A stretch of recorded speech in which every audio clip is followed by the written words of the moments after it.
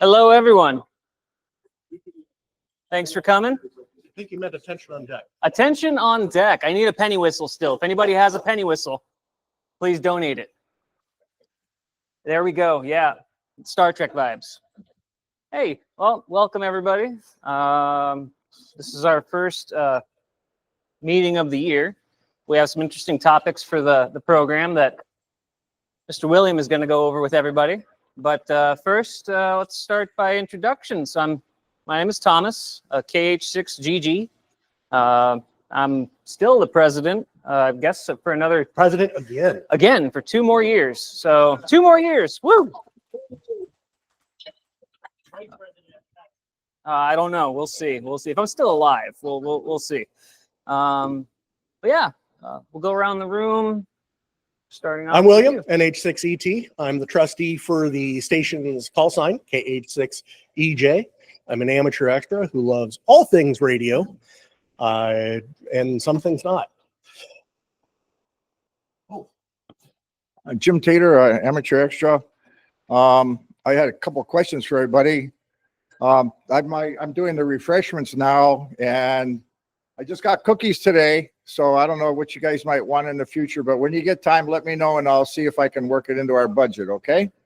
And the other thing is I have some ladder line here, and this is a 6 or a 10 meter dipole that I got at a garage sale 7 or 8 years ago, and I just finally ran across it the other day. So anybody wants it, it's free. I have no idea if it works or not. I've never put it up, so I don't even know if it's 6 or 10 meters, but it's one of the two, okay? That's perfect timing for the 10 meters since we're at that perfect part of the cycle. Well, and actually, I see it's a doublet, so if you've got a strong enough tuner, you can make that work on pretty much any band. Oh, there you go. Aloha, I'm Hank, KH6HAK, extra class, space cadet, and lately a lightning rod. For those of you who have read the newsletter. Yeah, I'm glad you survived that one. I did. It cost me $1,000 for a new radio, but I did find a replacement, brand new looking radio. Glad for that. Thanks. Mark Watanabe, WH6FSA General and member at large of the board. WH7BR, Paul from Volcano. WH6EBS, Tom also from Volcano. WH6EPS, not EBS, EPS from Mountain View. KH6IM, Trevor, General Class, Captain Cook. Dwayne Horton, WH6HI from Glenwood, technician. I'm Kyle, WH6FQQ. I'm Joe, WH6JOE. I'm the secretary of the club and the chair of the operating activities committee, which I can use some suggestions for what we're doing, what people want to see this year. And that's about it. Hi, I'm Bob, H6J. I've been around forever. I'm an extra. He was former section manager, but right now I have absolutely no job. Hey, Bob, I'm David Miller. I'm the I just have a new job with the club as vice president, and thanks very much. KH6EZ.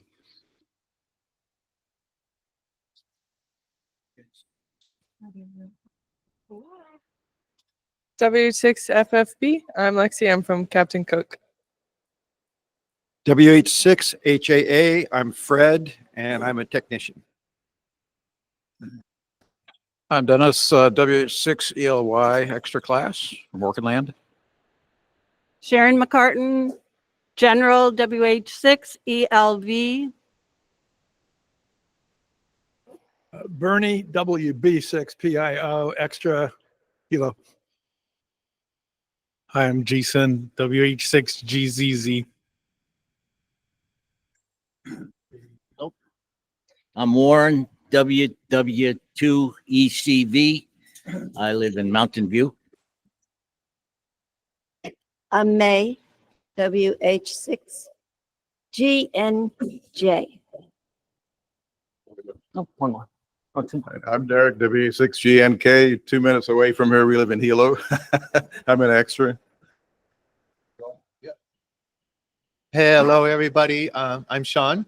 I'm one of the newly minted members of the board. I'm a director this time around. That, thanks you guys.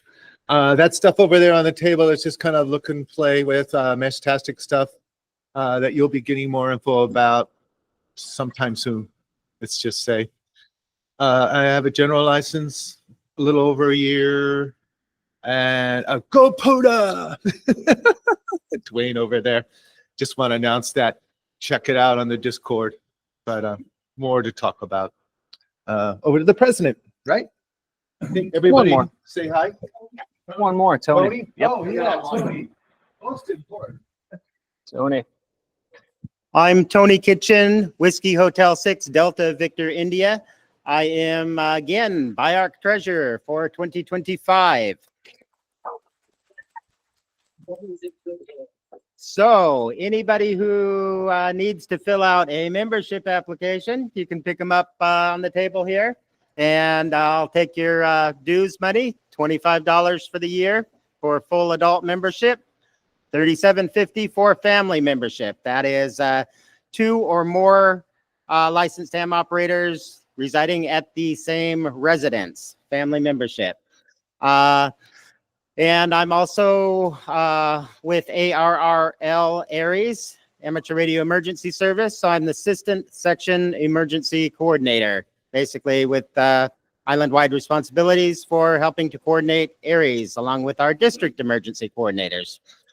And I'm running the video, so I'm trying to figure out how to unpin my screen and so we can see everybody else. I'll hand it to you, Wayne. Yeah, you gotta go back here, change your layout style again.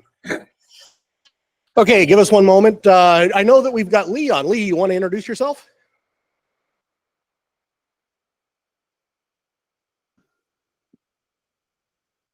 Hi, I'm Lee, W86LC in Mountain View, and I'm the Amgram editor. Okay, and for those of you that don't know, our wonderful newsletter is the Hamgram, and it is solely because of Lee's efforts that we get such a good newsletter. So good that it's actually been chosen to be archived over so many other clubs. Who else do we have? Let's see. Joe Cabra, go ahead. Okay, good afternoon. Stopped in to hear what you have going today. I'm Joe, AH6T, and from Honolulu.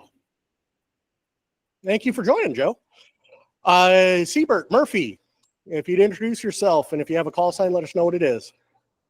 Yeah, aloha all. My name is Siebert Murphy. I'm over on Oahu, and I'm sitting in for to learn more about what's going on with BIARC on the Big Island, and I'm hopefully working with some kids over there at Waiakea High School. Oh, fantastic. Glad to have you. And Carl Brown, if you have a call sign, let us know what it is. Please introduce yourself. Yeah, hi there. Can you hear me? I sure can. Great. Yeah, my name is Carl, WH6GIY. Got relicensed a few years back and am only just now kind of picking up stuff. I joined this call a couple minutes late. I'm in Kona. Otherwise, I try to be there in person. But yeah, getting back into things. I actually have a bunch of LoRa equipment on the way. I was going to play with some Meshtastic, and there's a couple other Reticulum and a few other LoRa protocols that actually caught my interest lately, and I'm looking to find out more about what's going on the Kona side of the island. Well, fantastic. Very glad to have you. And there's certainly a lot of interest in the Meshtastic and the LoRa protocols and all that at the moment. So a very good time. El Presidente, did you have announcements or anything? No, nothing off the top of my head.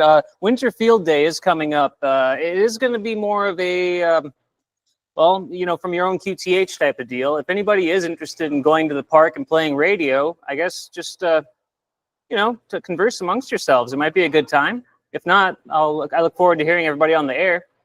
I'm running just a what's it called, a QRP rig right now, but I'm working on my CW skills. I'm hoping to make a comeback with all of that. I know everybody knows of CW, and it'd be nice to see more people using it.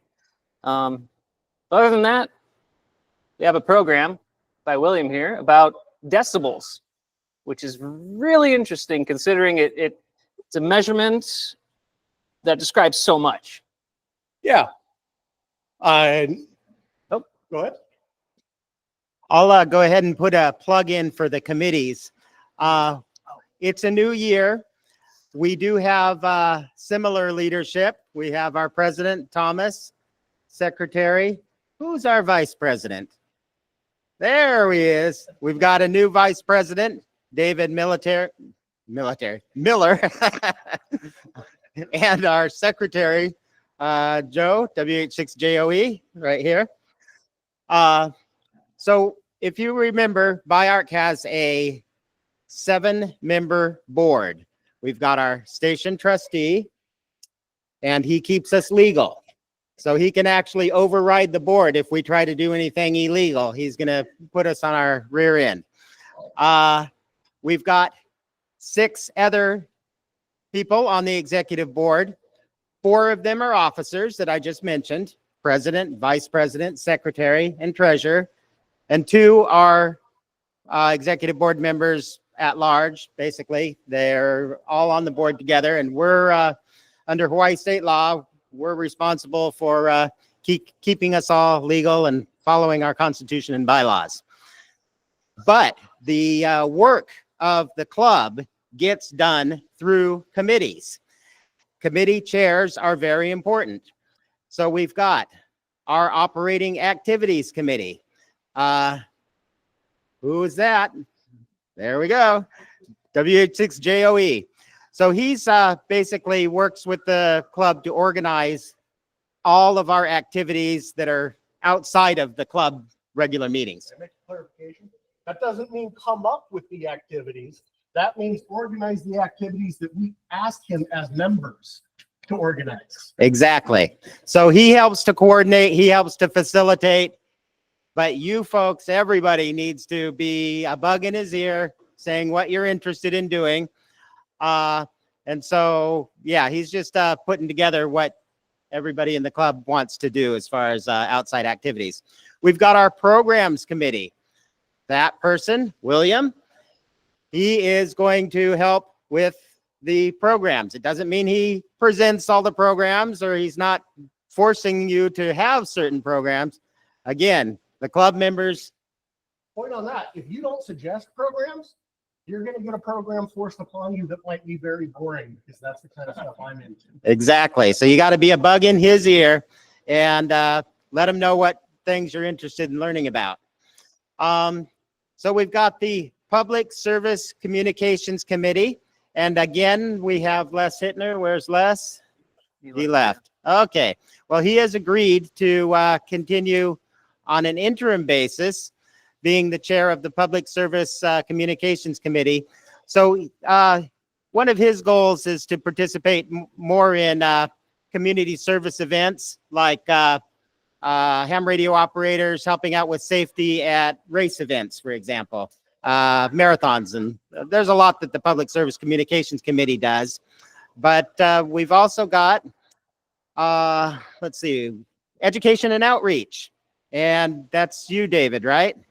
Okay. So education and outreach, they have a number of projects. And one of the big success stories has been the science fair that they've been participating in just about every month. Yeah. And that involves education to Keiki. And so we're educating Keiki on various things in the amateur radio field. And that's been a real successful program. All of these committee chairs, they need committee members to help them out with their activities. And so I encourage everyone to think about which committees you might be interested in. Now there's 2 more. There's the Digital Systems Committee, and we've got a new chair here. Kevin, you want to stand up and, or Trevor, I'm sorry. I was thinking Trevor and I spoke Kevin. Go figure. Trevor, KH6IM? That's correct. Okay, great. Repeaters Committee. All right. Not perfect, but close. Luke. And he's not here today? Yeah.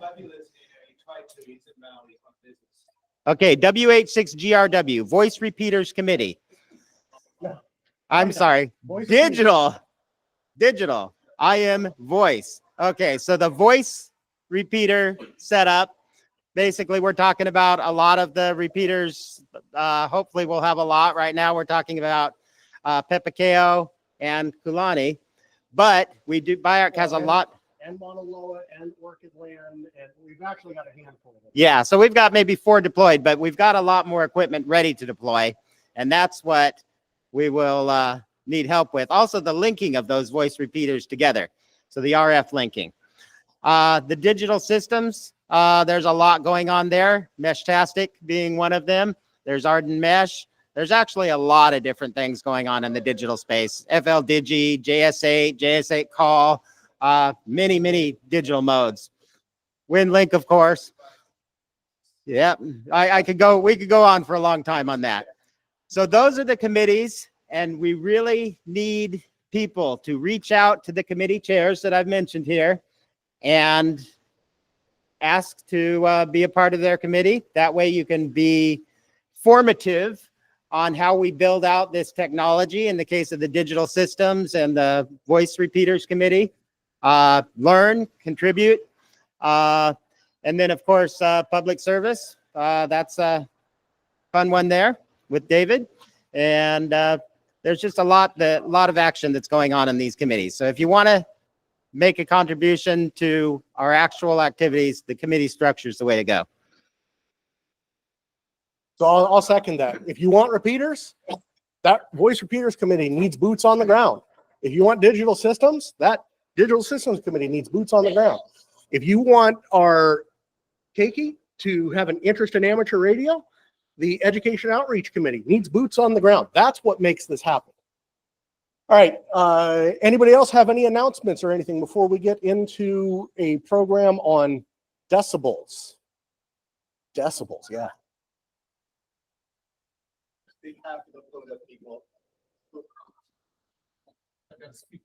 Well, no, they can't hear you. Okay, we're gonna get a PA system someday. I mean, so you guys can hear us better, or that kind of thing. POTA, the dates, 18th, right? You guys want to say something about POTA? Parks on the air. Parks on the air. These guys, the thing is with POTA, this is outside, like activities. You can do POTA on the parks. You can do soda. You can go on a trail. You can do QRP, or what I call the POTA dude or POTA man over there, WH6HI. As many parks as you can, as many contacts, and he is blazing a trail. He's a technician. 10 meters is fully open, you guys. Those who are still technicians should be playing around with that. He's been exploring it every way. He's looking up the dates. It's on Discord. They're going to be going up to a park, a state park, right, you guys? When they get it, I'll hand it over to Joe so you can read. Yeah, I have it in the Discord, and we're going to figure out a way to like, I guess once a month or something with POTA, just to kind of get people out there to try out their gear, antenna. These guys have got their antennas down. They've made a lot of contacts. Glenn, I don't know if he's around here somewhere. There's been some write-up, some story about it, right?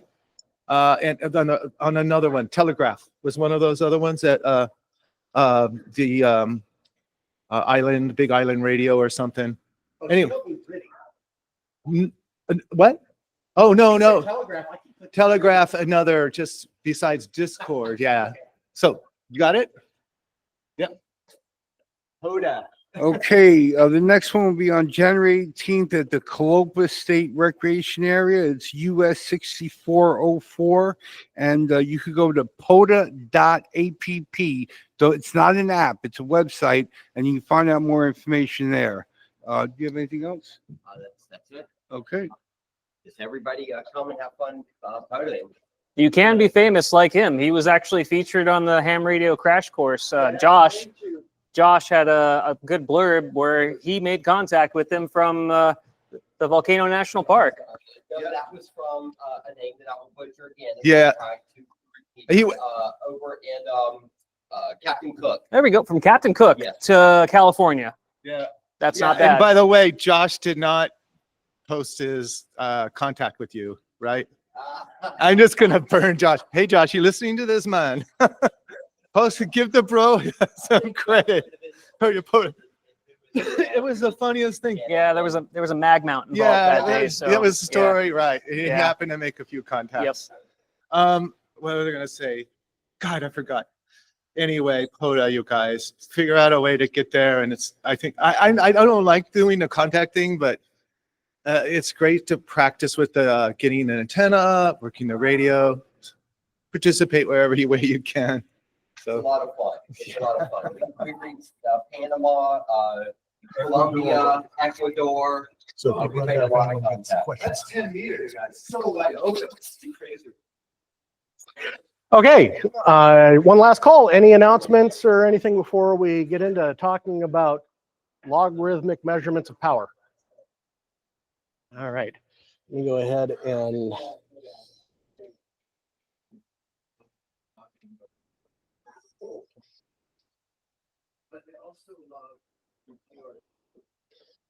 share that, and then I will go.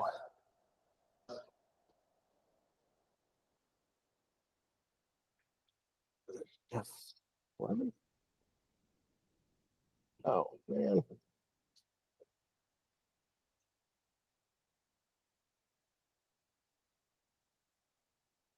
I know why.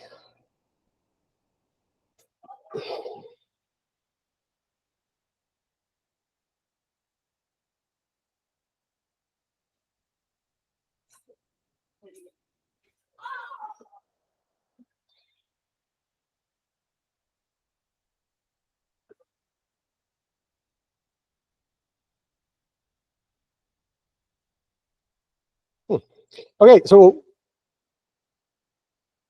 let's have to do it that way. We're going to talk about decibels. You guys might have noticed my opening slide had decibels and then half the size, half the size, half the size. That's a joke in there for the amateur extras. So decibels, what are we going to cover today? We're going to talk about the concept and history of decibels. We're going to do that so that we understand really how to use them, because knowing where they came from kind of answers the question about why do we use this kind of arbitrary, almost dimensionless concept of decibels. We're going to talk about their uses and their importance with radio communication, because they didn't actually come from radio communication. We adopted them into radio communication after their initial use. We're going to talk about some practical applications, and we're going to talk about the different flavors, because decibels aren't just decibels unless they're just decibels. And hopefully that'll make sense after this presentation. And then at the end, I'm going to give you ET's easy mode for decibel math, because it doesn't have to be hard. So what is a decibel? It's a unit to compare two values. This is the official definition. A unit to compare two values, like an input and an output from an amplifier, or the input power to a cable and what we get out. What's the loss in that cable? So we're talking about gain and we're talking about loss. So gain and loss can manifest in a lot of different ways. We'll get a bit deeper into that. But it helps with dealing with very large ratios where we've got a really big number and a really small number. We could compare the output of our amplifier at 1500 watts to the received signal over in South Africa at negative 120 dBm, or 1.0 to the negative 17th. It's a lot easier to say we're going to talk about 37 point whatever dBm to negative 120 dBm. Makes a nice, easy number of scale. Now, at the face of it, that may sound complicated, and how we get there might sound complicated, but in the end, it really doesn't have to be. But this is the purpose to why we're using it. Before that, we used to use S units, and S units weren't actually an official measurement. They were a subjective measurement. S, subjective, is a good way to remember that. So, oh, you sound about this strong, but that doesn't actually tell you how strong that signal was. So these were developed at Bell Labs in 1920, but originally developed as the Bell, as an homage to the namesake of Bell Labs. Alexander Alec, as he preferred to be called, Graham Bell, the inventor of the telephone, of course. They invented it because they needed a way to represent loss on telephone lines. And in 1920, a telephone line was one wire out, and the return was through the earth, which is partly why we use negative 48 volts in the telephone system. But the Bell was about the loss in 1 mile in that system. Roughly an order of magnitude is what that turned out to be. So when they started doing much longer telephone lines, they needed a way to quantify that, to actually do some math with it. So they came up with the Bell, but they dropped an L, B-E-L, Bell. But that proved to be too large of a figure. So they chopped it up into 10. Deci in metric means 1/10. So we have decibels, 1/10 of a bell, 1/10 of an order of magnitude. So that's the origin. We had S units in radio. They were qualitative, but not quantitative. They weren't actual measurements. It was just a subjective, hey, you sound about this good. And now we had a way to actually measure that. So we in radio adopted it from the telephone system. And there's actually a lot of overlap between landline communications like telephone and radio, as you know. So there's a picture of Alec Bell right there. We're talking about large ratios, because again, a decibel is useless unless we have some sort of reference. So we can have it referenced to the input or referenced to the output. And that makes the difference as to whether we're looking at loss or gain, or we can just make an arbitrary reference and say decibels in relation to 1 milliwatt. How much more or less than 1 milliwatt? So then we can reference decibels, and now it actually has meaning. Now we're not just talking about a dimensionless unit because we're tying it to something. But that's all a little bit nebulous. So when we start talking about large ratios, this is where that starts to matter. A hypothetical ham named Roy bought an amplifier on eBay. It was a broadcast amplifier that he's repurposing for amateur radio use. It's capable of a 10 kilowatt output. He needs to drive it to get maximum legal limit. What's that? 1,500 watts. So he wants to drive it to get 1,500 watts. He looks up in the data sheet and he sees these two graphs to figure out how much drive power. Well, the one on the left, that's a linear scale. Linear, counting 1, 2, 3, 4. And it goes from 0 watts to 10,000 watts on the y-axis, the vertical stuff, and that's your output power. And then your drive going into it, your exciter as it's called, is down there on the x-axis. If you drive it with 1 watt, how much do you get when you look at that graph? Well, it actually falls right on 1, but you really can't tell that. But what about 2 watts? If you drive it with 2 watts, how much power do you get? 3 watts. Well, we think we're still under the 1,500, but okay, let's go to 4 watts. Are we above or below that 1,500 now? Well, let's drive 5 watts in it. Boom, we're at 10,000 watts. We're way illegal. The FCC's knocking on the door, and the angry neighbors are coming and driving a sheetrock screw through your coax. Now, the scale next to it is what we call a logarithmic scale. Logarithms are simply a way in math to cheat. So we say, how many times do you have to multiply a number by itself to get the number you want? So decibels are 1/10 of a bell. So it's pretty convenient. So if we multiply 10 times 10 once, what do we get? 10. Well, what if we have 10 by 10 by 10? 100. So that's represented over here on the side where we've got 10 to a power. That's in scientific notation how we would do this. 10 to the power. But we can also just do that and say 0 dB, 10 dB, 20 dB, 30 dB, 40 dB. So that's the logarithm that we're hiding behind decibels. You don't actually have to do the logarithmic math. And for most of you, that probably doesn't sound like a good time like it does to some of us.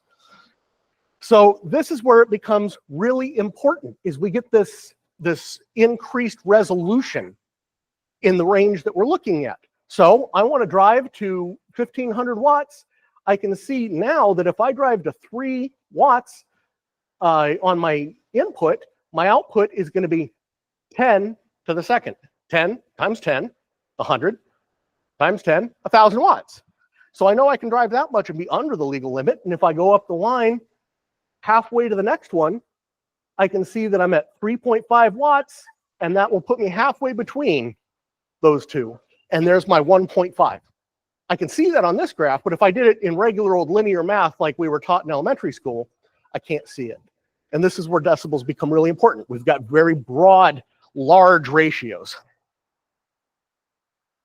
Like I said, we've got this ratio all the way from our legal limit down to the signals that we can receive on our sideband rigs. Good sideband rig can pick out a signal that's negative 120 dBm.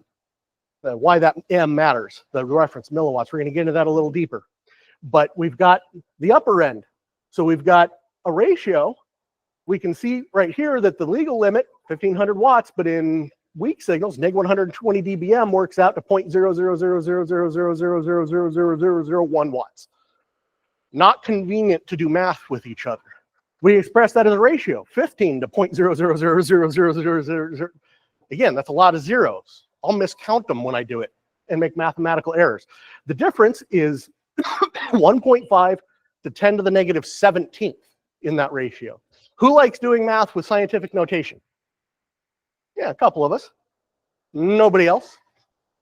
We look at the decibel side. Okay, I've got 61.671 decibels out, and I've got negative 120 decibels received on the far side. That's a difference of 187 and change.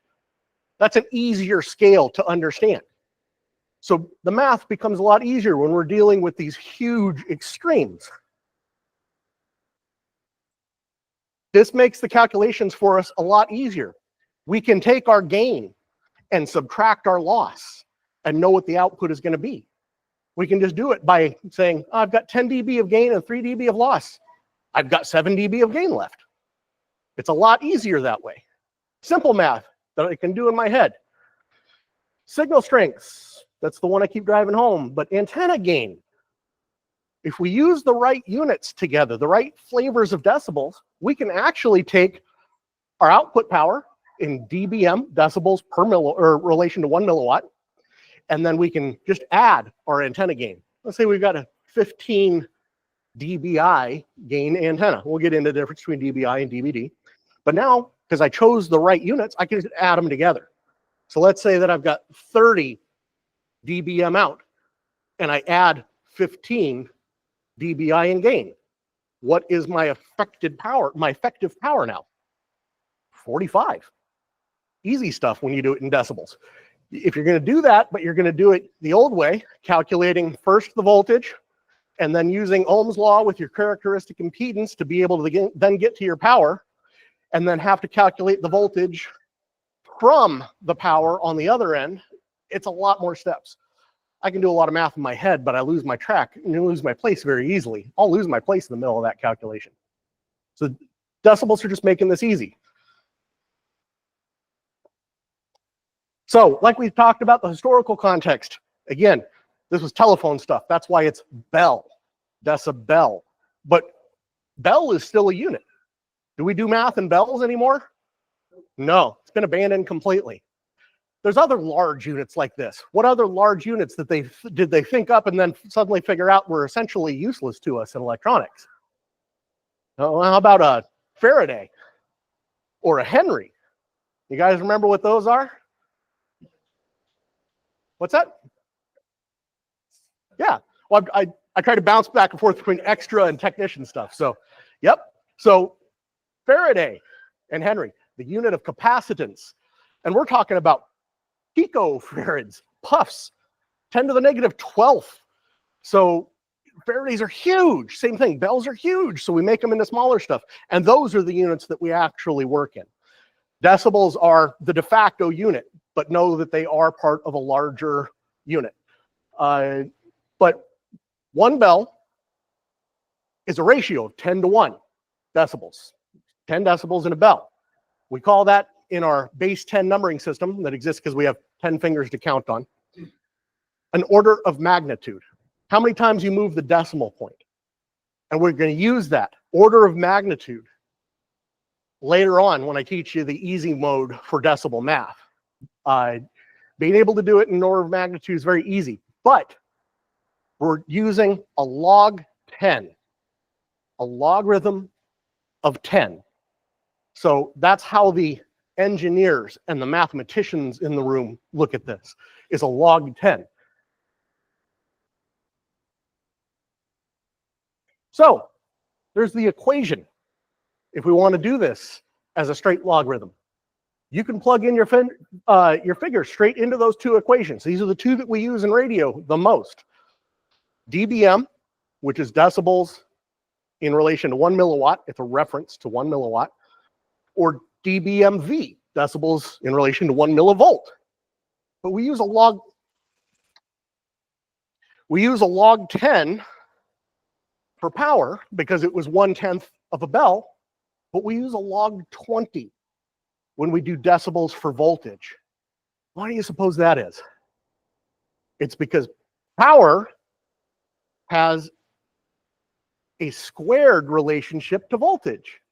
So we can't do the voltage in the system to the same log 10. We have to account for that square. And we do that by using a different logarithm. We use a log 20 for the voltage. So we used a log 20 because we chose a log 10 for decibels. We could have chosen anything for decibels. We used a log 100. It would have been, very precise, but really not needed. So, but that's why the difference is there, is because voltage has its squared relationship to power. So it's built in. So I'm going to start on some simple rules of thumb. Instead of worrying about all these logarithms and stuff like that, we can just remember some rules of thumb. If we double our power, because it's a log 10, it just happens to work out that that's about 3 dB. It's not exactly 3, but it's close enough for RF. There's a lot of things in RF that have to be exceptionally precise. Power measurements isn't one of them. So 3 dB is double the power. What do you think it is if you half the power? You cut it in half. It's minus 3 dB, because that's how a log 10 works. That's how logarithms work. So either direction, you just look at the sign in front of it. If it's positive 10, you've got gain. If it's negative 10, you've got loss. But easy rule of thumb, 3 is either double or half the power. And 10, that's an order of magnitude. You just move the decimal point one place to either side for 10. For 20, you'd move it 2 places. Does it go 10, 100,000? What do you mean? You just move the decimal point Right. 1 for 1 order of magnitude. So if you had 10 and you moved it 1, you'd have 100. Right. Or if you went minus, you'd have 1. Right. Yeah. So it's 1 order of magnitude for 10 dB. It'll make a lot more sense when I get into easy mode towards the end. But this is the foundation of that, which is why it's here. So this really helps save time during troubleshooting, during designing, and even working out engineering on microwave shots and argon mesh and stuff like that. So we have these relative units, and I've mentioned that a couple of times. We've got all sorts of relative units. You're going to see dBA, dBc, dBFS. You're going to see dBA and dBFS in radio because those are used generally for audio measurements. So dBA is an audio measurement of sound pressure, but dBFS, that is decibels to full scale. So full scale, if I crank my volume knob up as high as it will go, that's full scale. For everything below that, I've got a negative decibel point. So if you've ever looked at an SDR console or anything like that, and it has these negative dBs for your volume, I actually even know some commercial stereo equipment that has that. That's why, is they're going from the maximum output and counting backwards. It's just a reference. We need one fixed point of reference to be able to do this without making it an arbitrary ratio, a dimensionless unit. So the ones that we use most, dBm. dBm, that's milliwatt. So we just arbitrarily chose 1 milliwatt. Why it wasn't 1 watt? I don't know. They chose 1 milliwatt. Well, maybe it's because what is 1 milliwatt compared to 1 watt? 1,000. Well, 1,000. Well, I would have thought that they would have done it as 1 watt. Exactly. And you would have thought that that related to the bell, and we'd have 1/10 of it. Well, it does. That is the voltage scaler for the voltage system of the telephone system. So it's an artifact of that. Like I said, we didn't invent this for radio. They invented it for the old telephone system, and we adopted it, and we adopted these conventions with it. So it feels kind of arbitrary that we just chose 1 milliwatt. But hey, it's there. It works, and we use it. But dBm, 1 milliwatt. Do not confuse that with dBmV to 1 millivolt. Why does that make a big difference? Because that's a log 20, because it's got that squared relationship to power. So those are the ones to keep separated in your mind. There's 2 others, dBi and dBd. That's antenna stuff. We're going to get into that a little bit deeper. But these have references, and we say to this reference, arbitrary or not, we're going to go positive and negative from this one point. So those are the extra letters that are often behind dB. So we talked about antenna gain, and we've got these 2, dBi and dBm. Who knows what dBi is? That's right. Isotropic. So dBi in reference to an isotropic radiator. Well, then what's dBd? Dipole. It's referenced to how much gain we get out of a dipole, which in one way is actually a lot more practical than dBi, because we can actually make a dipole. We can't really make an isotropic radiator. So we use this to describe the gain. An isotropic radiator has no gain. It is a theoretical antenna, doesn't exist. It emits perfectly in all directions, spherically. Point source. But do we have some examples of those? Sure. If I shoot a flare out of a flare gun into the sky, it's a burning pellet, and it goes up there, and its light is being emitted in all directions, pretty much evenly. That's an isotropic source of electromagnetic radiation. Radio. It's radio we can see. What about another one? Our sun. Our sun, it's the sphere that for the most part just blasts out electromagnetic radiation in every direction, pretty much evenly. That's an isotropic radiator. Well, our sources don't really work that way. So when we say dBi, we're talking about this theoretical, mathematical construct of an antenna that we can't build. It emits evenly in every direction. So that's a very mathematically robust reference. Whereas a dipole is something we can actually build and measure and quantify. So that's why we use the difference between the two, because I can build a dipole and use it in my anechoic chamber to then make relative measurements. Was it a question? Yeah. Hold on. A dipole being arbitrary because it could be different gains? No, a dipole has fixed gain. Oh, okay. Now you start to put it next to stuff, you don't have a dipole anymore. You've got a dipole with a reflector and ground losses and stuff like that. But if you made a dipole and you stuck it way up there where we're not dealing with any of that stuff, it's going to have a gain of 2.15 dBi. Mathematically provable and empirically provable. So let's talk about dipoles and monopoles. So we know we can't have an isotropic radiator, but we can have radiators that have some sort of their emissions blocked. A light bulb used to be the classic example for an isotropic radiator. I don't agree with that. It does not shine light through its base. That's very much like a monopole, like the vertical antenna on my car, my truck. It's got the ground plane. It's emitting light all around, or RF all around. It's got a big part right pointed straight up off the end of it where it's not emitting much RF at all, but it creates this radiation pattern. Well, if we took a fluorescent tube, like one of the ones in one of these light fixtures, let's take that thing. That's a dipole. We line it up. It doesn't shoot light out of each end where the caps are blocking it. Well, that's not the same reason why your antenna doesn't shoot signal off the ends of your dipole, but the shape that it makes is kind of the same. So we've got the shape, and the classic analogy is a donut. Who likes donuts? I like donuts. But I also like bagels. So let's talk about our dipole has our donut. It has this big hole where no signal is shooting straight up, or no signal is shooting straight down if it's a vertical dipole. If you tilt that donut up on its edge, you could slide your antenna through it and see what your radiation pattern is essentially going to be. You're going to have a lot going out the faces, and less and less and less until you got essentially nothing off of the ends. Well, what about that sliced bagel? Well, we've got that monopole, which is just half of a dipole, right? It's just a quarter wave element and it's got the ground plane. We're not making a pattern into the ground.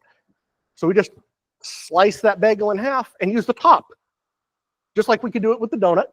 And that's the radiation pattern that you're getting. Off of the end pointing up, there's not a lot of signal coming out of that. But as you get out to the sides, more and more and more signal's happening. And if you're sloppy at cutting like me, it's really like a dipole, and it's getting affected, and it's got weird nulls, and never mind. So here's another term where we use dB a lot. Front to back ratio.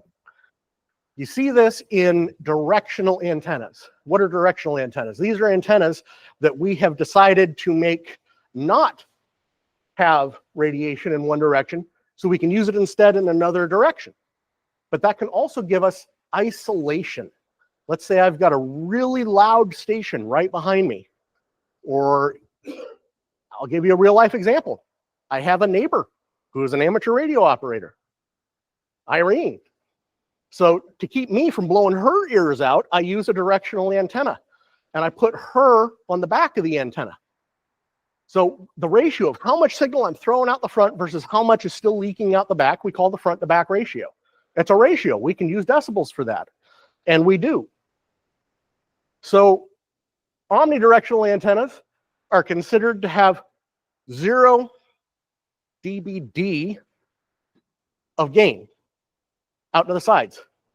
That means that they're what we call unity gain. They don't add, they don't lose. There's no gain, there's no loss in dBd.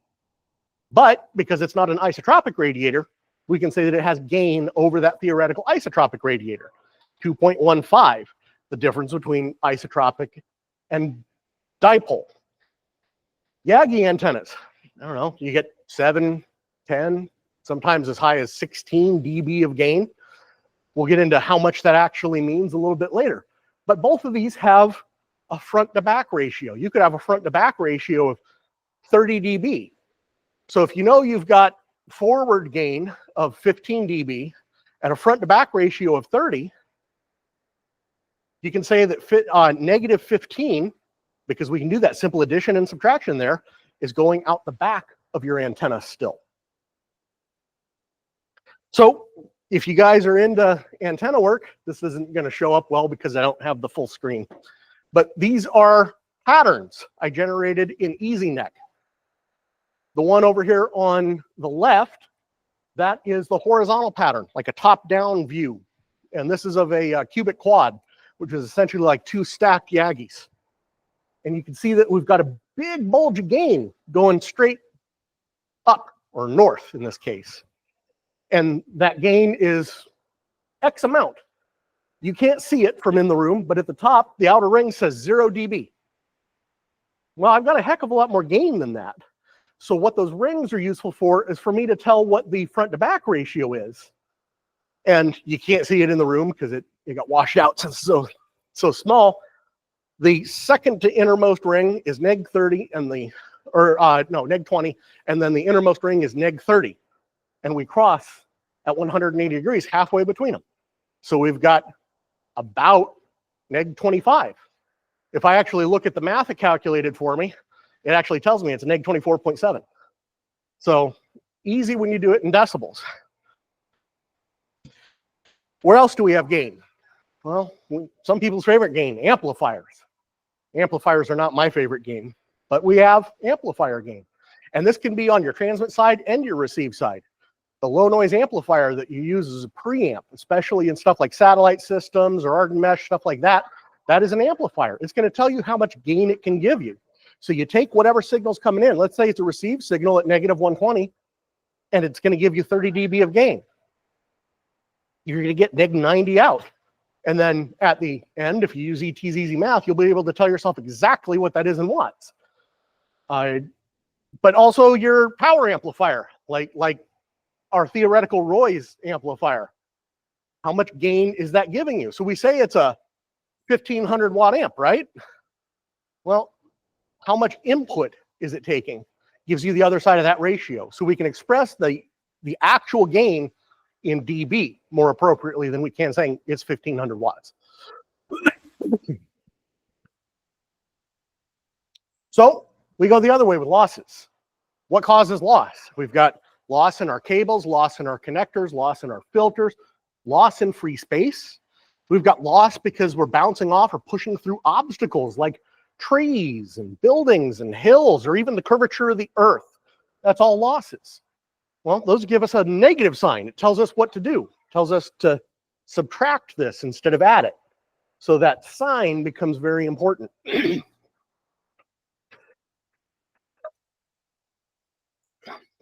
And we can say, what is our signal strength? So signal strength, it's confused with field strength sometimes. Signal strength is what I'm getting at the end of my coax headed into my receiver. That's my signal strength. The field strength is a totally different thing. How strong the RF is around my antenna. Are my family safe being out there next to this thing while I'm keyed down at max limit? You know, that's a field strength thing, and that has to do with the surface area, the capture area of the antenna, and all sorts of stuff like that. We're just talking about the signal strength. We used to do this with S units, like we talked about. We normalized F units and made them compatible with dB, saying that an S unit is about 6 dB. Remember, we said for every 3 dB, you double your gain. So if I start out at 1 watt and I have 1 S unit of gain, well, I double it, 2 watts, and then I double it again, 4 watts. So S units were an older unit. And in the early days, like I said, it was a qualitative thing. You sound about this good. And we realized in radio that's not good enough. We needed an actual way to measure so we can improve our performance, make better radios, pull in weaker contacts, get that DXCC. So we made a hybrid system where we used our qualitative system that we stole from the phone company and said, let's take our arbitrary S units and make it match that. And that's how we ended up with our S units on our radios that have not only S units, but what? Your 20 over S9, 20 dB over S9. We could have just continued the S unit scale up, but what that allowed us to do is have a relatively linear scale in our working range and then compress the scale logarithmically at the very high end for those really high signals that would have had to make our meter huge to be able to express on that linear scale. We've got free space loss. There's the calculation if you want to do it by hand. This is actually where I make a lot of my money, is with doing this math. You know, there's online calculators that'll do this for you, but you can't go to the government and say, oh, I used, Omni Calculator's online calculator. You got to do the math. But in amateur radio, use the calculator. It's not hard math.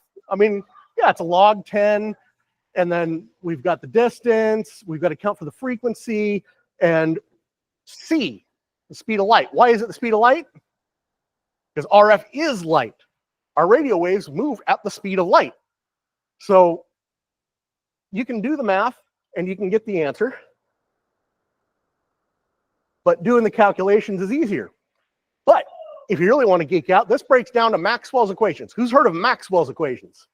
Yeah, who's used Maxwell's equations? They're actually not bad.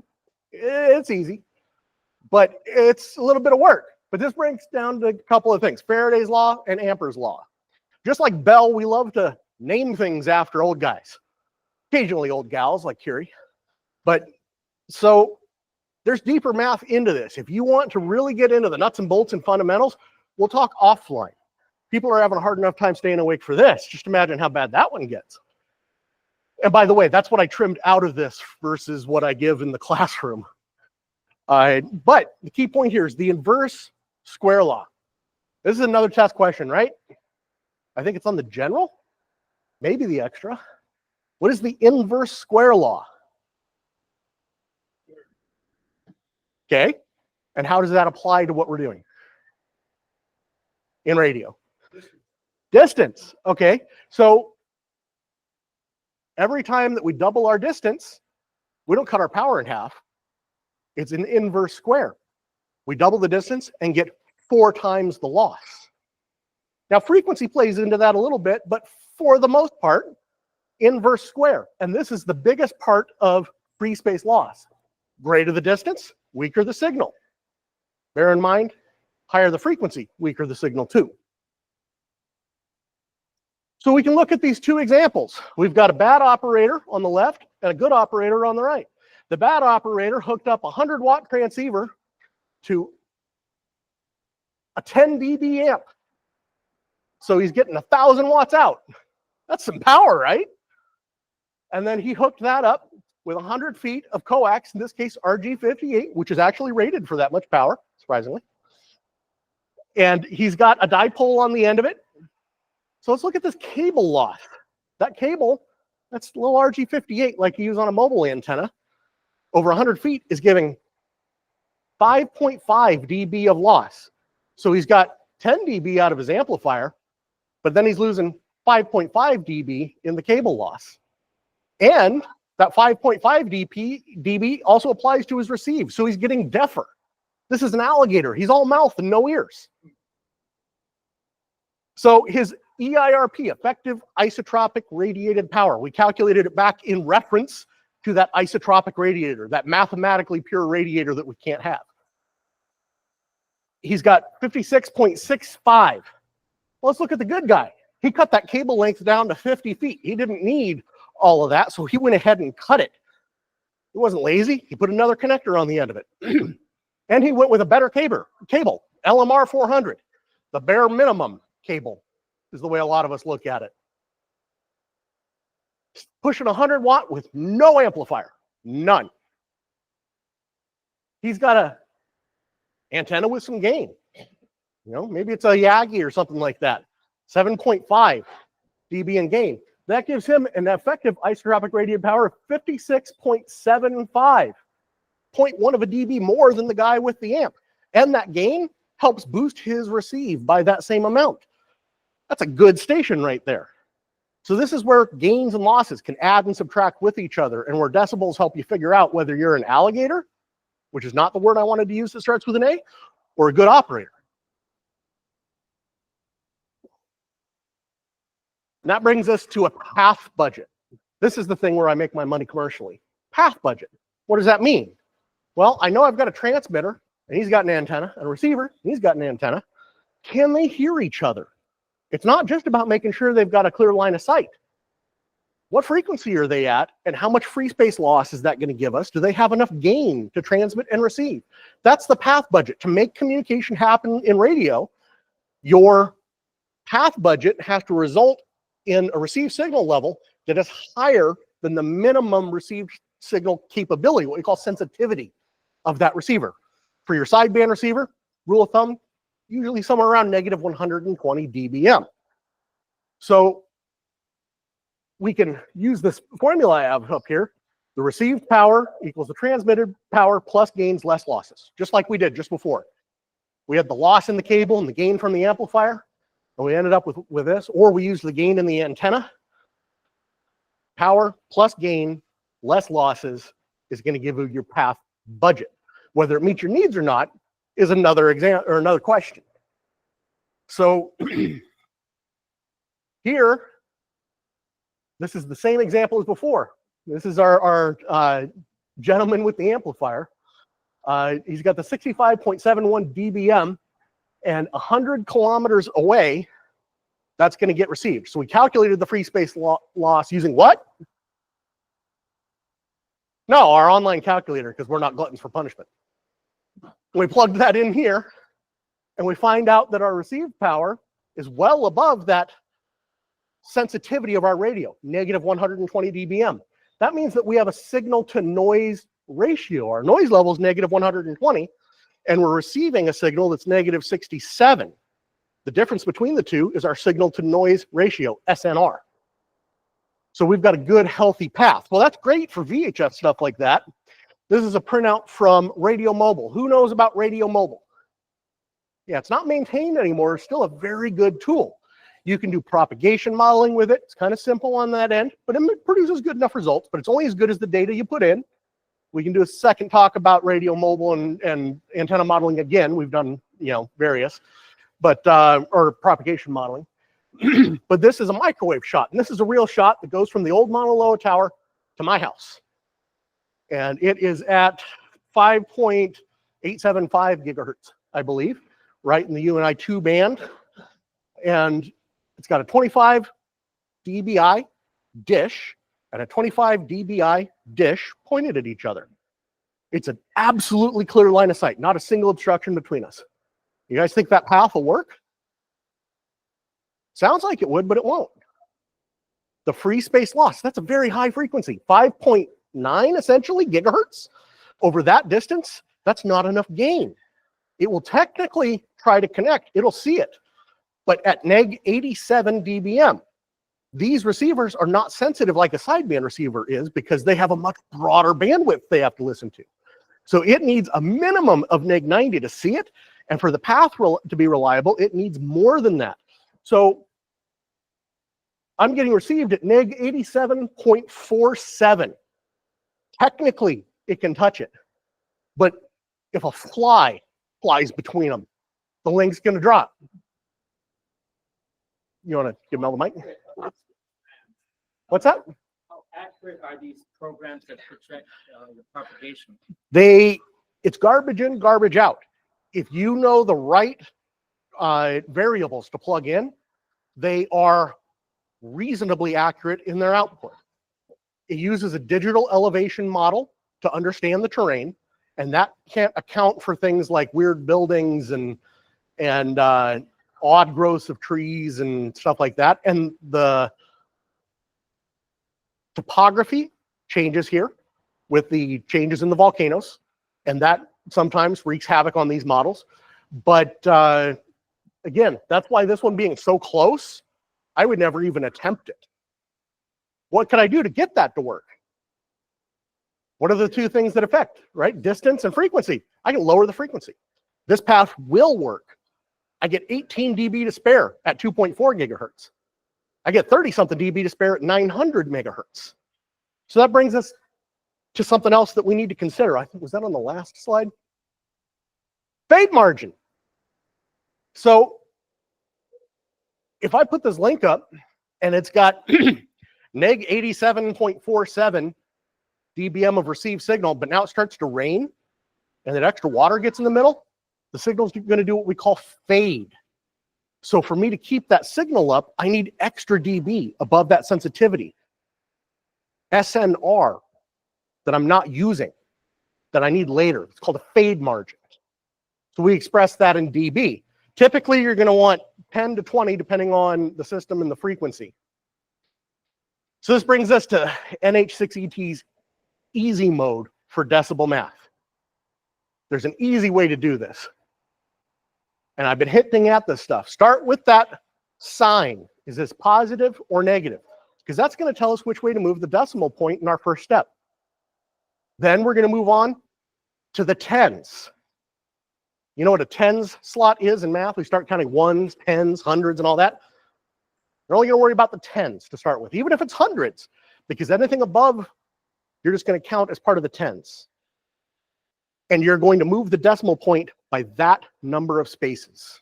So if it's 3 and it's negative, you're going to make your number smaller and move that decimal point over 3 spots. If it's 33 in by 10, so 330 something dB, you would move it 33 places and then figure out why the world has ended, because that's an immense amount of power. So just move the decimal point based off of the numbers that's in the number of tens. So you can look at this number in decibels and just make it instructions. What do? I start with my sign, then I handle my tens by moving the decimal point. Well, now I got some stuff left. So in the ones, for every part of that, subtract 3 until you can't subtract 3 evenly. So if you add 9, you're going to subtract 3 one time, leave 6, and you're going to, let's say that we're doing loss, we're going to cut our signal in half. And then, oh, I've got 2 more 3s worth left. I'm going to take 1 more out, cut that, what I had from that in half again. Oh, 1 more 3, cut it in half again. So let's say you get left with something that's a remainder less than 3. Well, the next instruction is just to do it as 20% for every 1 that is remaining, either 1 or 2, right?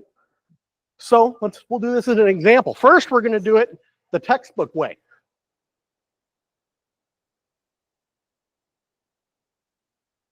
This is the way that they tell you to do it in the textbook. This is the way that I was officially supposed to teach it. But who wants to do all this?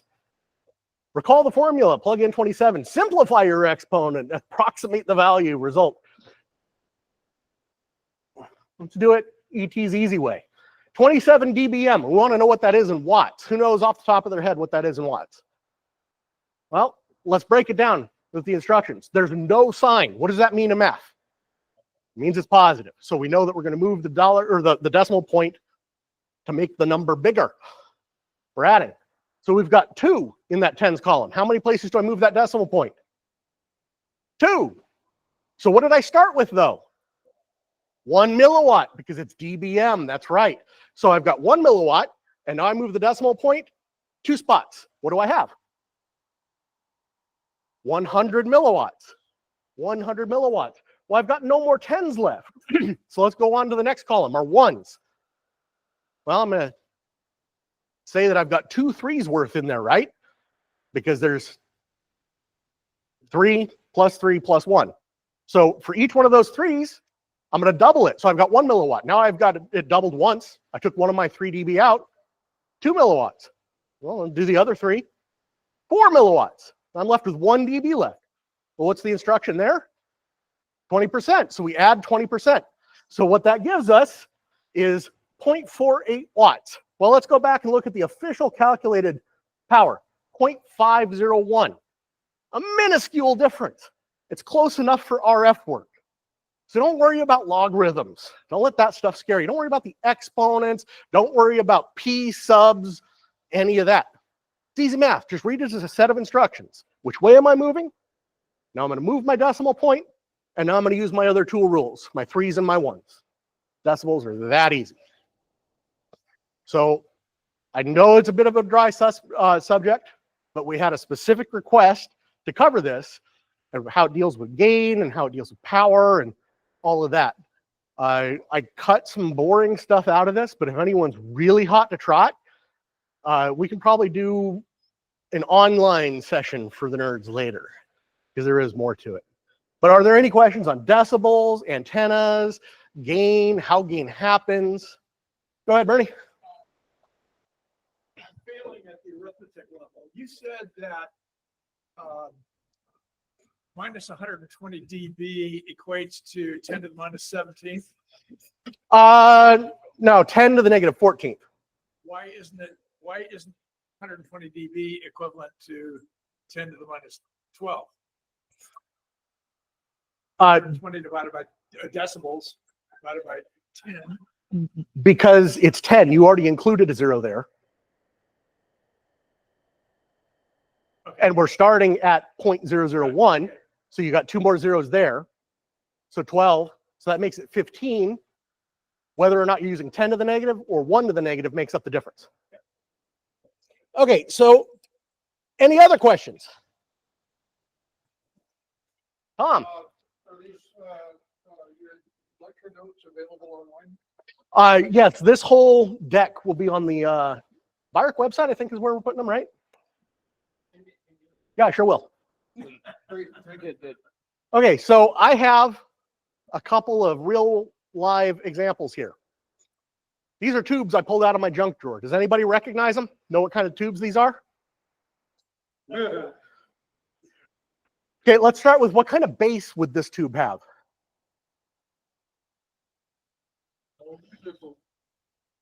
Screw bases, like a light bulb. That's going to mess with you. All right, and then there's a bonus question people can answer why this one has white stuff on the inside.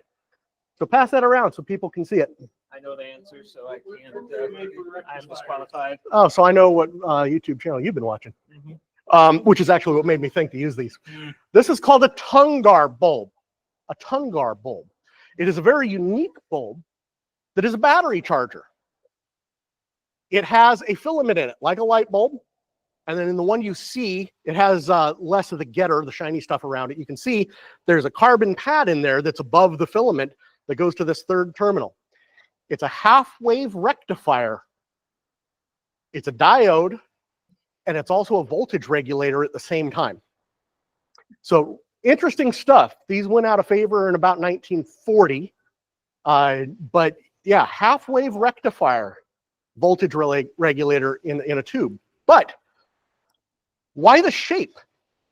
Most of my other tubes are essentially cylindrical with a domed top. Why is this one a fatty? Not just because I own it. Nope. Nope. It directly relates to the inverse square law. Heat. This thing gets hot as a mother. So if we bulge it out, a couple of things happen. The distance is further away. We doubled the distance from the wall to the heat source. Double the distance, 4 times less heat energy into the glass. The other thing is that by doing that, we added a whole bunch more glass. So we're not dumping all that heat into the same mass. So what this does is it keeps this end from remaining cold while this center portion gets hot, causing it to explode. So think about the inverse square law along those lines. It's not just for loss in free space out with our radio stuff. Heat is a form of electromagnetic radiation. It's also kinetic energy. It's where they start to interfere, or I should overlap in concept, because it's the infrared heat that is coming off of that filament that is causing all that heat energy. So that shape, because of the inverse square law, to accommodate that. So, and I've got one more example here. Does anyone recognize this? Flashlight, right? All right, so is this an isotropic radiator? Okay, so it's directional, right? So it has gain. You want to see the gain increase? I'll do it up here for you guys. I'm going to increase the gain. See how it got a lot brighter? The same amount of power. Nothing changed. All I did was focus it. Same thing up here. I'm going to increase the gain. That's all we're doing when we have an antenna that has gain. We're just focusing it. We can't use a glass lens like this, so we're using stuff like parasitic elements on a Yagi and reflectors and a dish as a reflector. We're just focusing that light because our RF is light. It does the same thing. At these frequencies, I can do it with a glass lens. At those frequencies, we do it with other means, reflective and passive elements. That's all I have.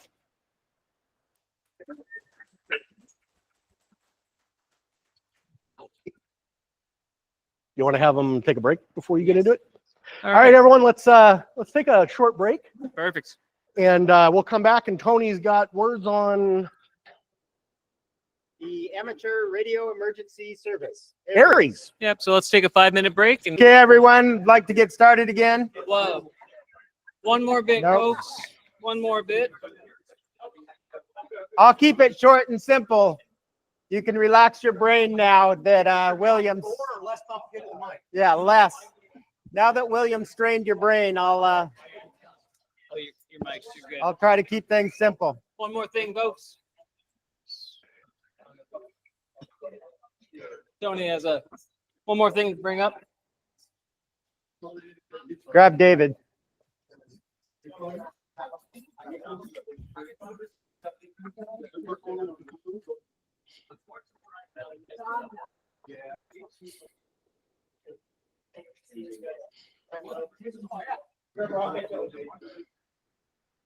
So I'm going to start with a 50,000-foot overview of how ARES fits in to the emergency communication space, because a lot of people kind of get confused on this issue. So to start with, we're probably all familiar with ARRL, the national organization that's advocate. You know, they produce the great publications and magazines. They lobby for us with the FCC and Congress, so I appreciate that. The other good thing that ARRL does is the ARES program, Amateur Radio Emergency Service. And the nice thing about ARES is there's no fee. So all you have to have is your license. Unlike joining the ARRL itself, there's a fee for that, but you don't need to pay money to be part of ARES. ARES largely is a training organization. So a lot of what ARES is doing is revolving around learning how to use your radio, learning what frequencies to operate on, learning how to pass message traffic, basic things. Here in this area, we hold our weekly net Saturday night at 7 p.m. And that's on the Kulani Cone repeater or the Kulani Cone gateway. If you're a BIARC member, you can access it through the gateway wherever you're at. So everyone's invited to come talk with us Saturday night at 7. ARES plan has been updated, and you can go to the arrl.org website /arrl.org/ARES, and you'll be able to see the national plan. Really, what's more important, though, is the local plan. So that's hawaiiares.net is our local statewide ARES field service organization.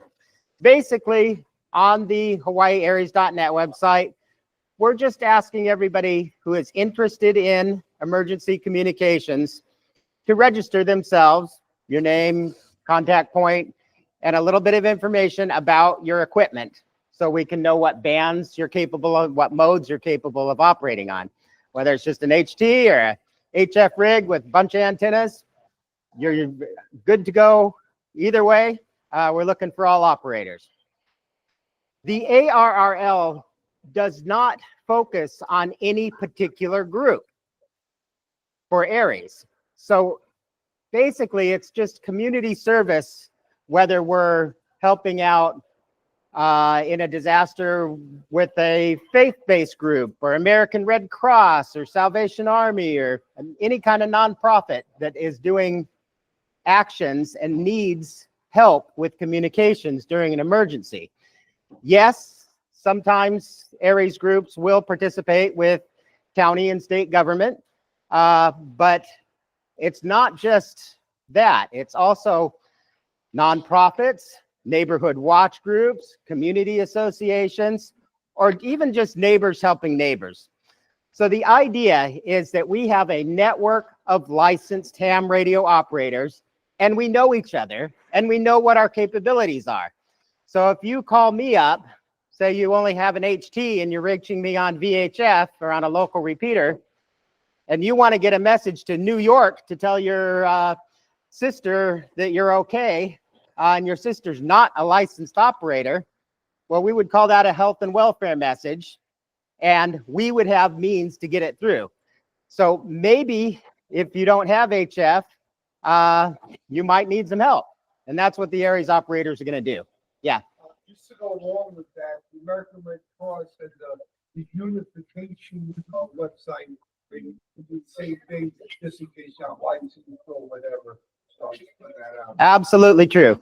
And yeah, oftentimes what we're doing is redundant, But when regular means of communications fail, that's where Aries can be a backup. Go ahead. I have a real life example of this. It's very recent. Okay. Everybody knows that LA is on fire, right? It's like multiple different fires, but it's LA, so it's just like one big dumpster fire. But there was a real life example where I believe it was an Aries operator heard an amateur radio operator who was entrapped in their house and needed rescue, but couldn't get out on a telephone. So they reached out. This Aries operator took the relay, relayed it to 911. I heard it come across the command channel. So did everyone in the incident. And the rescue occurred. It's real. It happens. Okay, I'm going to go ahead and share my screen here just to show you a couple of different resources that you can look information up on. Let's see, present. And Bayark. Share.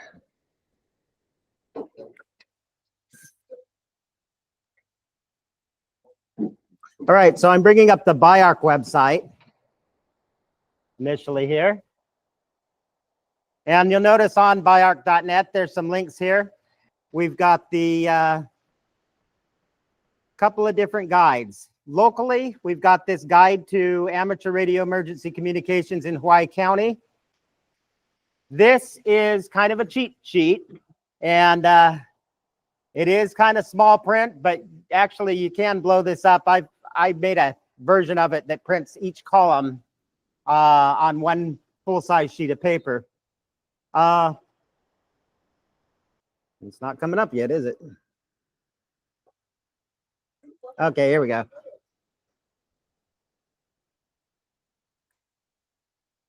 And this guide gives general operating tips. So you can get to this from the Bayark.net website, but it also gives you some very practical information.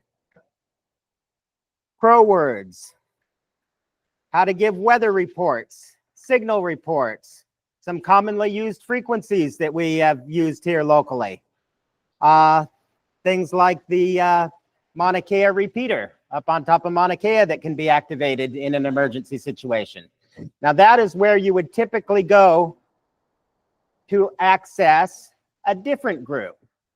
Now Aries tries to work together the best we can with all the different organizations that are in this space. So that might include nonprofits and charities and, for example, neighborhood watch groups or even CERT teams. We're available to help out there. Could include the civil defense. Civil defense has something called the Auxiliary Communication Service, which is a primary means of communication for CERT teams when other means of communications fail. So civil defense can set up and activate their auxiliary communication service. Now that's not Aries. That's a different thing. That is controlled by civil defense. However, Aries operators are incorporated into that group. They're just wearing a different hat when civil defense stands them up. And so oftentimes the Mauna Kea repeater is a way that amateur radio operators can transmit important traffic that's typically situational awareness or life safety traffic to or towards the emergency operations center. So that's really important for things like, if there's an electrical power line down arcing across the road, or flooding, dangerous flooding. So the auxiliary communication services normally only stood up in a widespread emergency, and they're completely separate from Aries. They just have, typically there's Aries operators that might have a role in volunteering for the auxiliary communication service. Same thing with all kinds of other groups. Aries members participate in CERT teams. Aries members volunteer for different groups like Team Rubicon or Red Cross or many different organizations that might need emergency communications during a disaster. There's a lot of faith-based groups. There's Vibrant Hawaii here locally. All of these groups may need emergency communications, and having a trained Aries operator in their ranks will help them not only maintain communications locally within their team, but if they need to get a message out to a broader area, like to civil defense or across the island or to another island or even outside the state, that network of other ARES operators that someone in your group can reach out to is what's going to make that happen. So we need amateur radio operators, even if you can only operate from home, to be a part of the ARES network. And it starts out with the hawaiiares.net, where you can register your equipment. So that's just hawaiiares.net website. Now you'll notice on this website, there's a map. And if you click on any island, you will see a breakdown. ARES breaks down, oh, I got to share this tab now, breaks down each island into districts. So here's currently how our island's broken down: north, east, south, and west. The idea is that each district has a district emergency coordinator. All things are local. All emergencies are local. So this is not a top-down approach. This is a bottom-up approach. So within each district, the role of the district emergency coordinator is really just to help all of the stations in that area stay trained, know what frequencies they're going to go on, and know what modes of communications are going to be used to do what task. So, you know, locally you might be on VHF, want to reach out across the island, you have HF frequencies. You've got WinLink for other purposes. And the district emergency coordinators also sometimes have appointed community emergency coordinators that can help them out. Their role is to provide training, practical training. Their role is also to participate in exercises. And the more exercises, well, typically we have 3 to 4 a year, but the more people that we get involved in those exercises, the more relevant they are. Because if you only have 4 or 5 or 8 or 10 people, it does not make your airwaves very busy, and it doesn't really stress test our operators. And so we'd much rather have 20 or 30 people in a local area participating so that you make the net control work hard.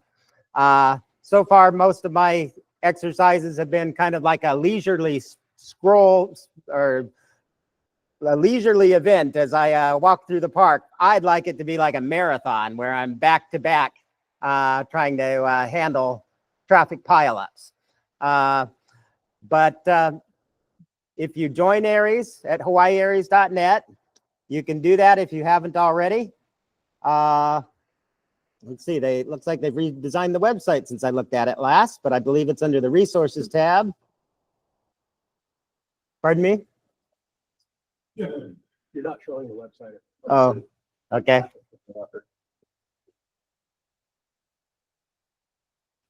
Yeah, all right.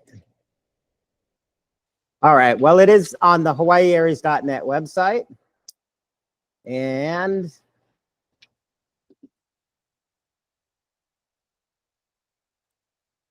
the link I'm looking for is called register.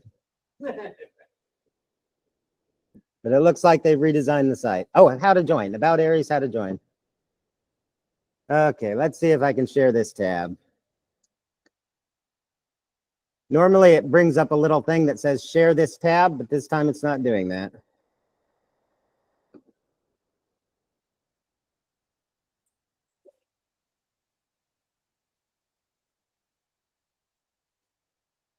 All right, let's do an end share.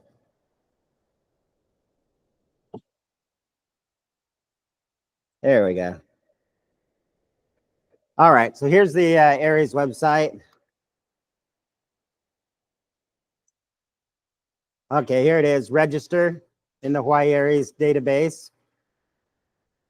And then we also have a group discussion forum. Well, looks like they have some work to do on their website.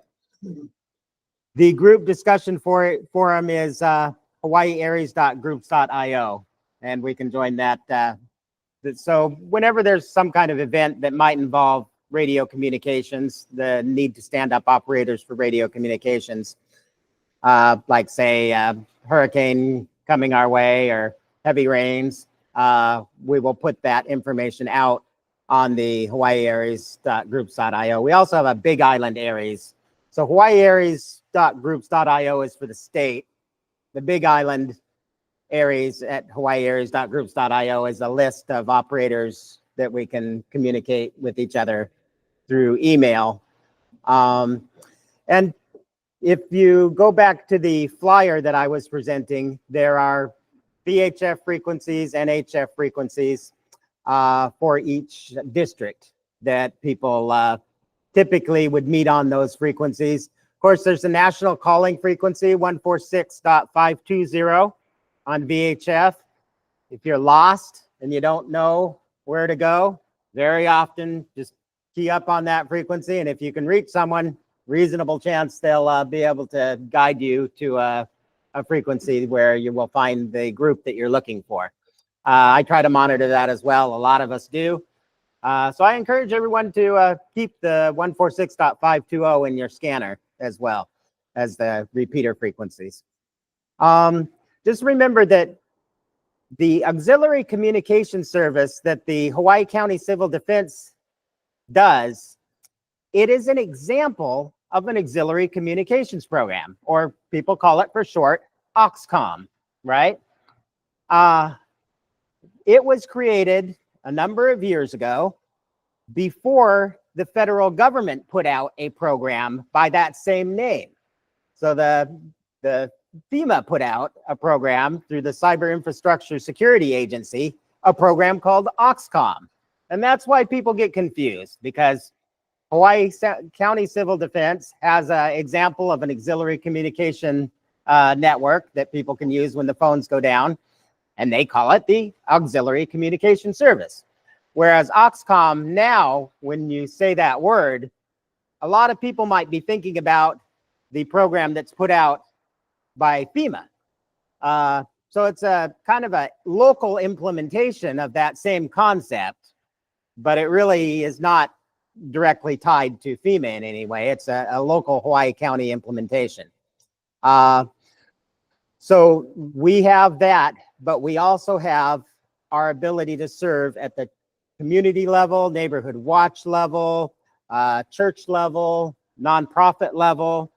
All of those are fairly simple ways where you can use your license for emergency communications just by meeting up with people in that group and saying, you want to develop a plan? Let's do it. It doesn't have to require someone at the top of the food chain assigning you to go to different places. You can step out on your own.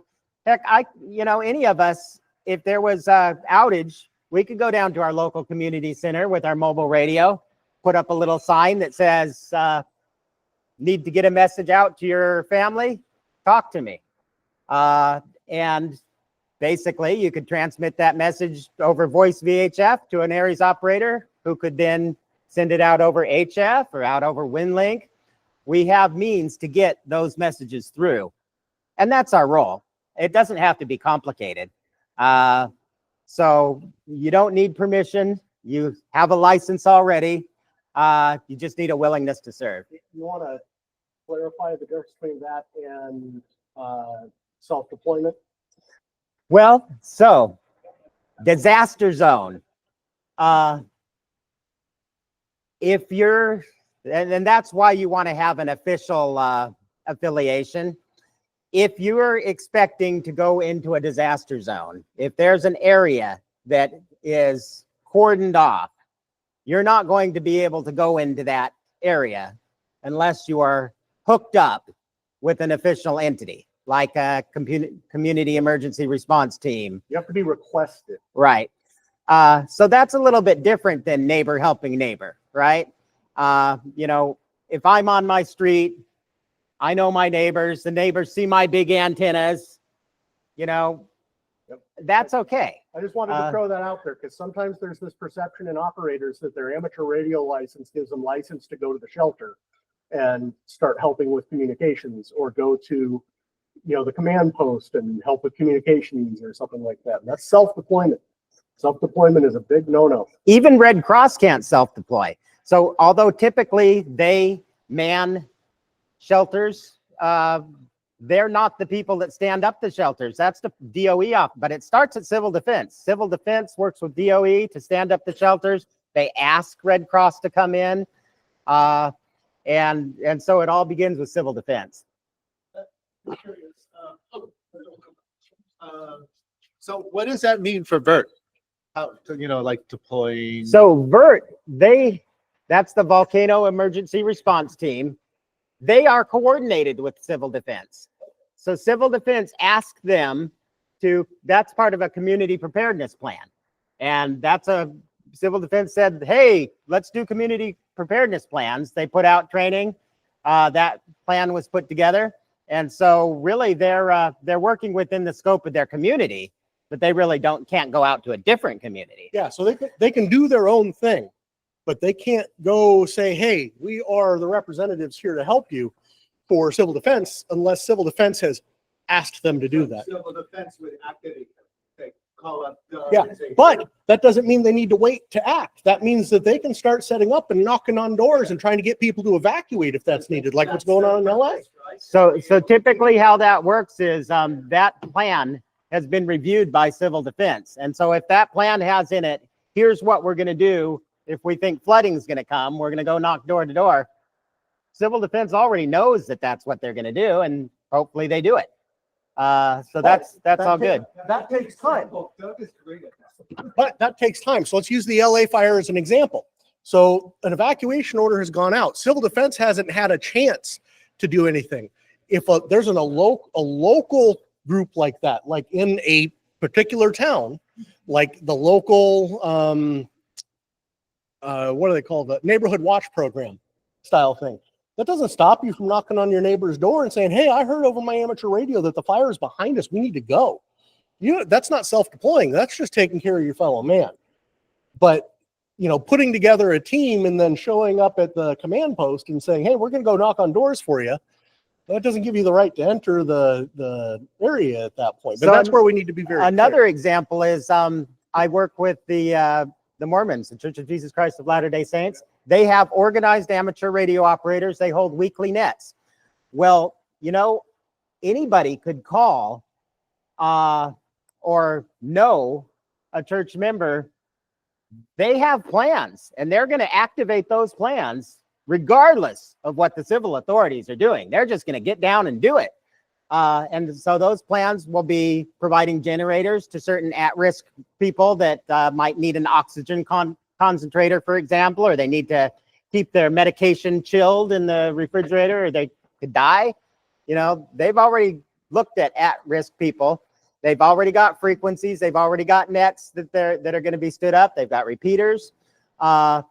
And they've got people with chainsaws, and those people, if one of their leaders says, hey, this road is got a tree over it, and say Ainaloa Boulevard's blocked and they need to get to someone out there because they need a generator, they're not gonna, they might inform the county, but they're not asking for permission. But that's not necessarily self-deployment. That is individual action or group action at that point. The difference is that if you want to be a part of the larger disaster response, if you want to interface with the command post or anything like that, that requires a form to be completed. And in ICS, there's forms for everything. And lots of people don't want to be a part of that larger response, and some people do. So there's a real distinction there. You can be part of a faith group. You can be part of now Red Cross, that's kind of in the middle because they're a nonprofit, and basically you're going to report or call into your Red Cross, or you're going to have a phone tree where they activate you. And typically they would be integrated with the county's response. But you don't show up, uninvited, is the bottom line. So but if you're with Aries, when Aries gets invited, you're a part of that. And of course, what Aries operators do first is they turn on their radio wherever they're at. Anytime there's any kind of anything threatening, We don't need anyone's permission to do that. We've got license and that's what we're going to do. So that's encouraged at all times. All right. Any other comments? Well, thanks everyone. I promised I'd get us done by 4 and it's 3:56. Thanks, Tony. Thank you, everybody. We'll see you next month.